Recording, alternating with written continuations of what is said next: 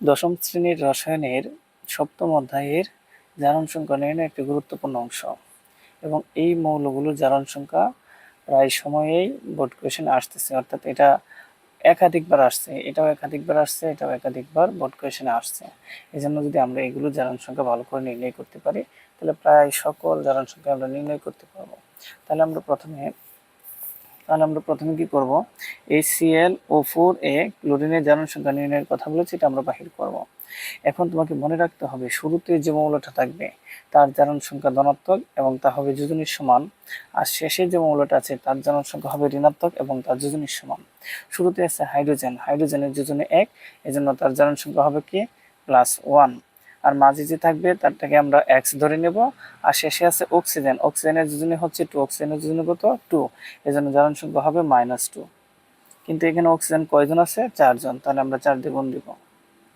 Equal, এই যে যৌগটা আছে এর উপরে আগে কোন কোন প্লাস মানে ছিল না, এজন্য ইকুয়াল কি হবে 0। এখন আমরা স্বাভাবিক হিসাব করব, তো এখানে আছে +1 +x প্লাসে মাইনাসে মাইনাস 4 দুগুণে 8 ইকুয়াল টু 0।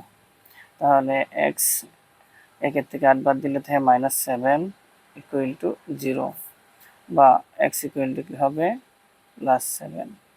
তাহলে ক্লোরিনের জারণ সংখ্যা হলো কি +7। বিষয়টা আমি আবারও বলছি, শুরুতে যে মৌলটা থাকবে তার জারণ সংখ্যা ধনাত্মক মানে প্লাস। শুরুতে ছিল হাইড্রোজেনের জন্য ছিল 1, এই জন্য জারণ সংখ্যা হয়েছে +1। আর মাঝে যেটা আছে সেটা তো আমরা বাহিরেই করবো, এর জন্য একে আমরা x ধরবো। আর শেষে কি আছে অক্সিজেনের যোজনী হচ্ছে 2, ফলে এর জারণ সংখ্যা হবে -2, কিন্তু ছিল কয়জন 4 জন, যেন 4 দিয়ে গুণ দিব। ইকুয়াল, এটা যেহেতু একটা যৌগের মোট জারণ সংখ্যা 0 হয়, ইকুয়াল 0। তারপর আমরা কি করব, যে +1 + x -8, তো 1 থেকে 8 বাদ দিলে -7 থাকে, 7 অপর পাশে পাঠিয়ে দিছি +7। তাহলে ক্লোরিনের জারণ সংখ্যা এখানে কি হলো +7।